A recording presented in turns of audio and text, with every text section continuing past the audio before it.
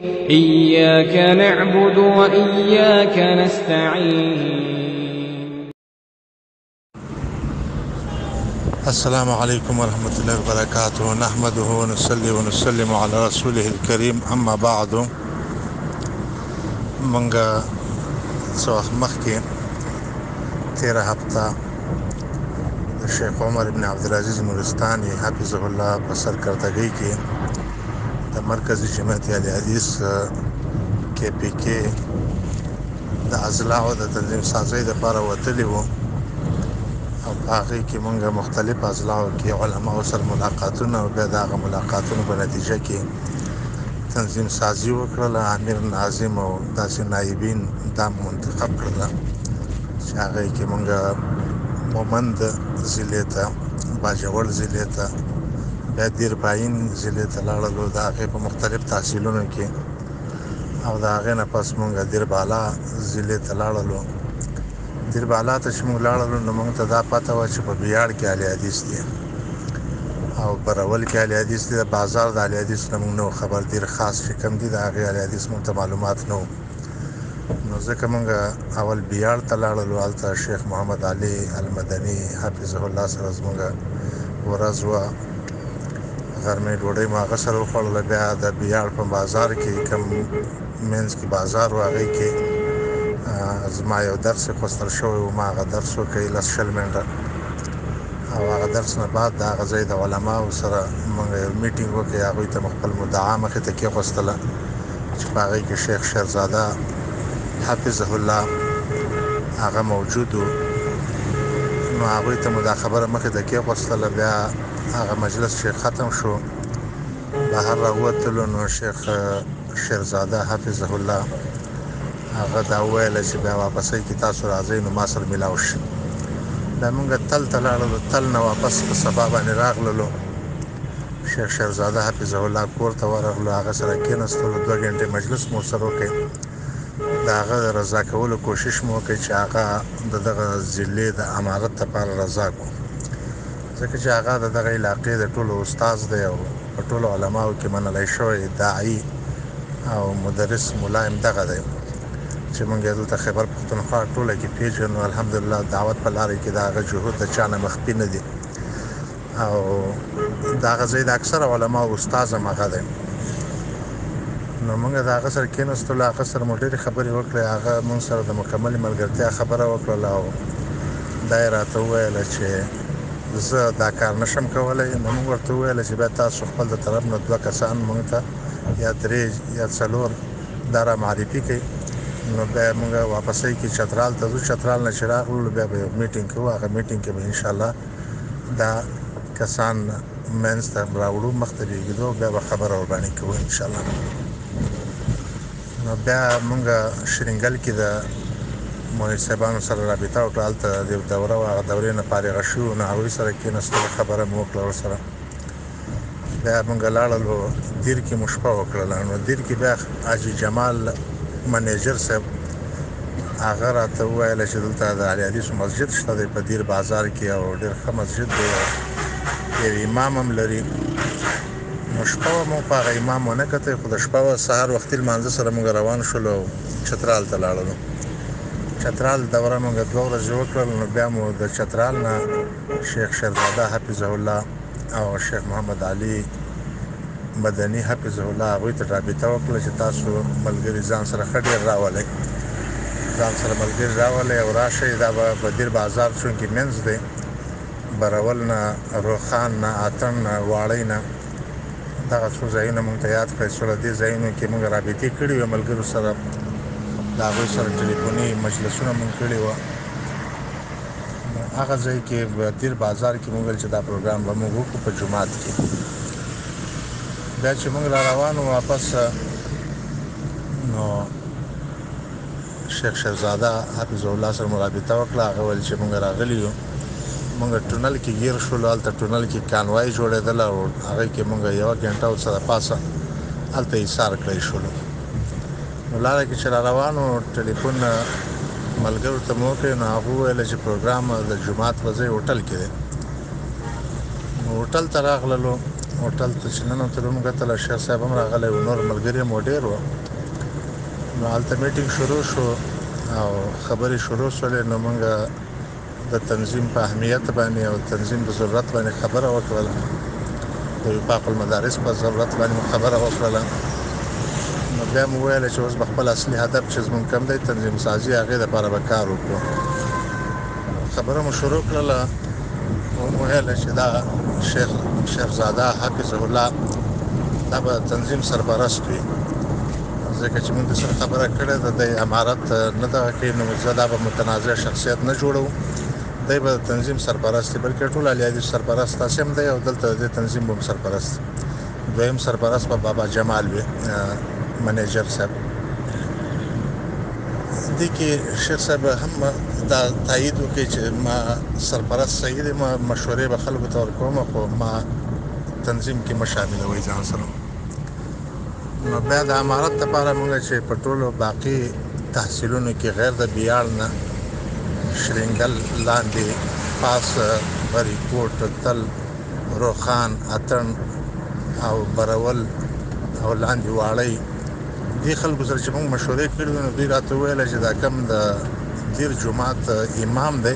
خطیب محمد علي دا به امیر کوي تاسو نو موږ ټول په دې رضا ځکه چې دا په بازار منځ کې دی او دلته تعلقات هم ډېر دي او موږ دلته رسیدګي هم اسانه ده که زموږ درو کې څوک منتخب کوي تاسو نو زموږ درو ته بیا د ملګرو رسیدګي او د هغه تعلق تر جوړول هغه مشکل دا په وسط کې دی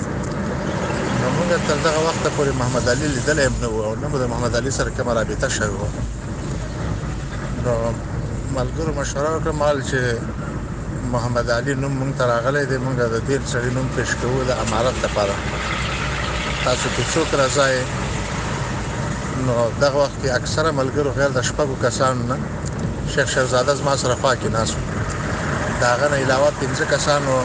هغو لاس اوچت نه کړي نور ټول لاس اوچت کړي نو بیا دلته کې نعیم په نوم باندې یو ملا و د بیاړو غالبا هغه یو کس ودرېدی ډېر بد اخلاقه سړی و بلکل د خبرو په طرز نه پوهېدی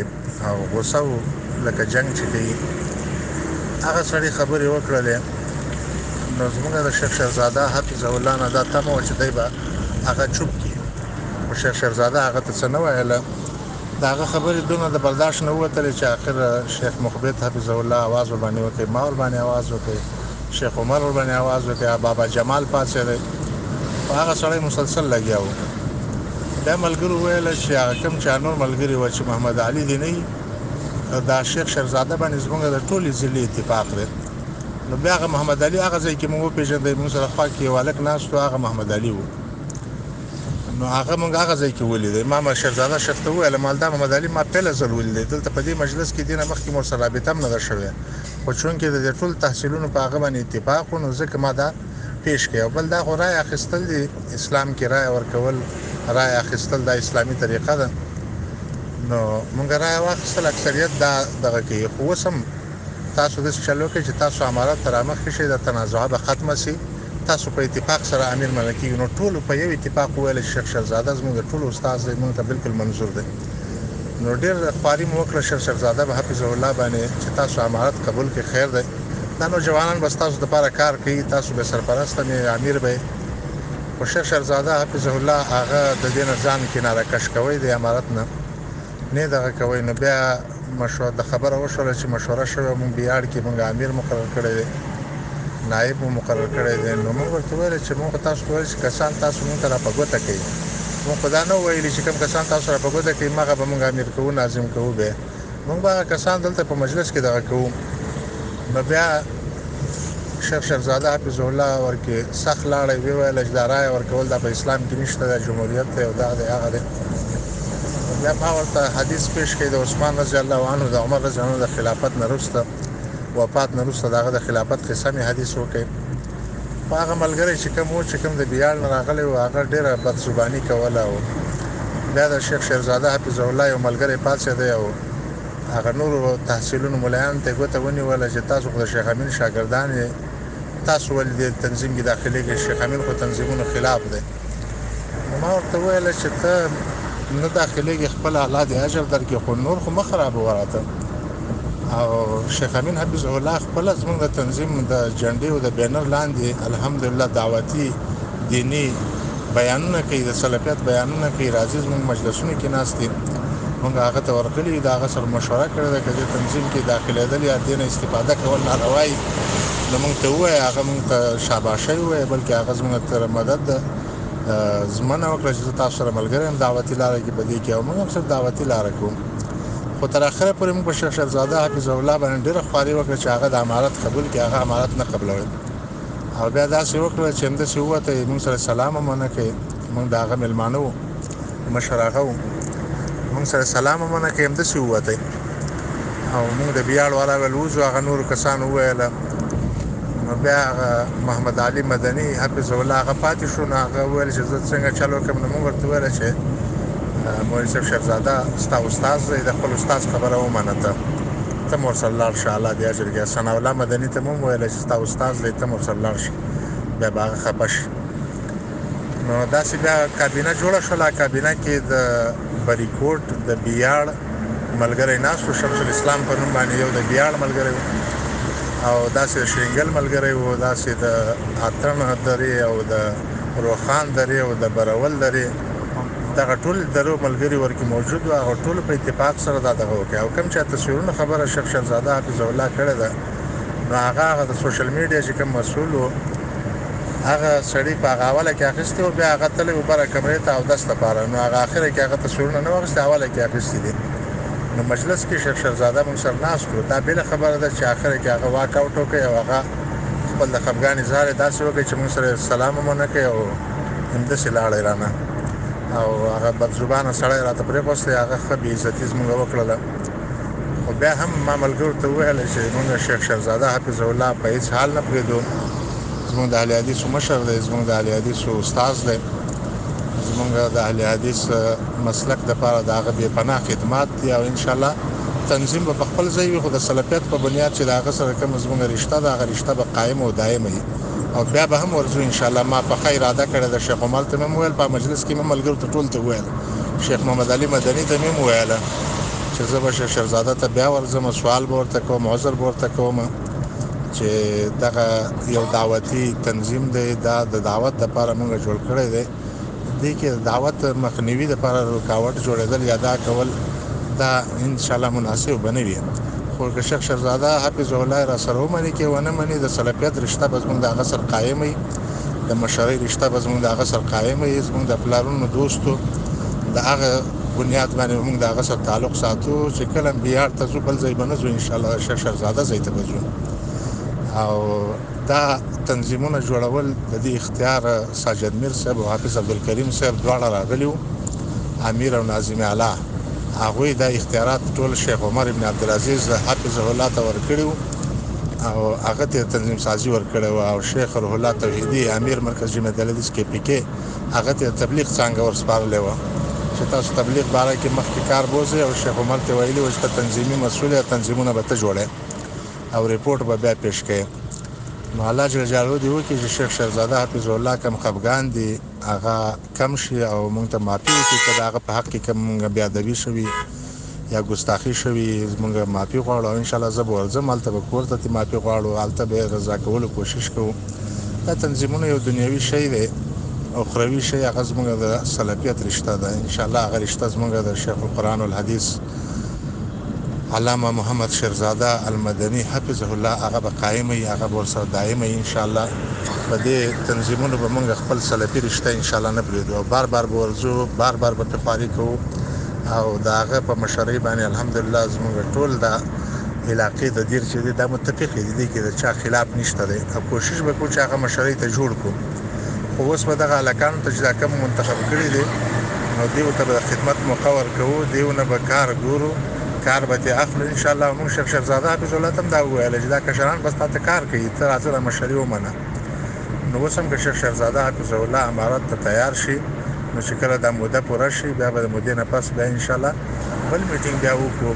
خو دا انشاءالله یو شپږ میاشتې یا کال وروسته انشاءالله کال وروسته چې موږ کارکردګي د شیخ محمد علي چې کوم مسامیر مرکز جمعیت تعلیمي ضلع ډېره بالا دی هغه نه کارکردګي وګورو که هغه کارکردګي ښودلی وه هم ډېر ښه دی او که نه وه ښودلی هم ښه دی شیخ شهزاده حفظ الله باندې موږ کوششونه کوو انشاءالله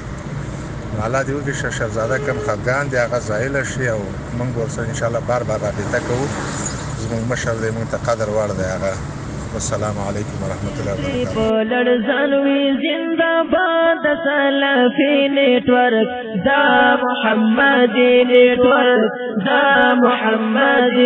وبرکاتہ